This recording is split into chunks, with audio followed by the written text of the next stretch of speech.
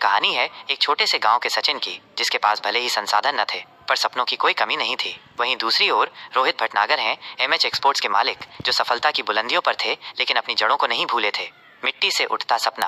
महाराष्ट्र के एक छोटे से गांव में सचिन खेतों में मजदूरी करके और सब्जियां बेचकर अपना गुजारा करता था। गांव के ताने सुनने के बावजूद उसके दिल में कुछ बड़ा करने की लगन थी। उसकी मेहनत और सच्चाई ने एक जमीन के सौदे के लिए गांव आए रोहित भटनागर का ध्यान खींचा। चमकती दुनिया का बादशाह एमएच एक्सपोर्ट्स के मालिक रोहित भटनागर एक कामयाब व्यवसायी थे। उन्होंने सचिन की आंखों में जुनून और उसकी बातों में सच्चाई देखी, जिसने उन्हें अंदर तक छू लिया। जब रोहित ने सचिन से पूछा कि वो क्या करना चाहता है, तो सचिन ने अपनी बड़ी आकांक्षाएं व्यक्त की, साथ ही अपनी वर्तमान चुनौतियों का भी जिक्र किया। शुरुआत एक चाय से। रोहित ने सचिन को एमएच एक्सपोर्ट्स में हेल्पर की नौकरी का अवसर दिया। मुंबई आकर सचिन ने अथक परिश्रम किया। उसने दिन रात काम किया, नोट्स बनाए, यूट्यूब से अंग्रेजी सीखी और एक्सपोर्ट व्यवसाय की हर बारीकी को समझा। समय बदला, इरादा नहीं। 3 साल के भीतर सचिन ने खुद को एक ड्राइवर से ऑफिस असिस्टेंट और फिर सेल्स ट्रेनी के पद तक पहुंचाया। एक दिन उसने रोहित को गांव के किसानों से सीधे उपज खरीदकर एक्सपोर्ट करने का विचार दिया, जिससे लागत कम होती और किसानों को बेहतर दाम मिलते। रोहित ने इस जोखिम को उठाया और ये सचिन की पहली बड़ी सफलता साबित हुई।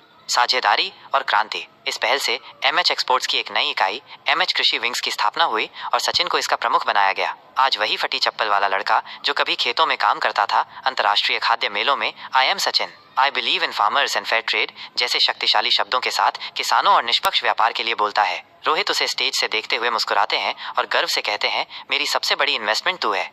अंतिम शब्द। ये कहानी दर्शाती है कि जब एक गरीब का सपना और एक अमीर का विश्वास एक साथ मिल जाते हैं तो सिर्फ व्यवसाय ही नहीं बल्कि समाज में भी एक क्रांति लाई जा सकती है। सचिन और रोहित ने मिलकर एमएच एक्सपोर्ट्स के माध्यम से यही इतिहास रचा है।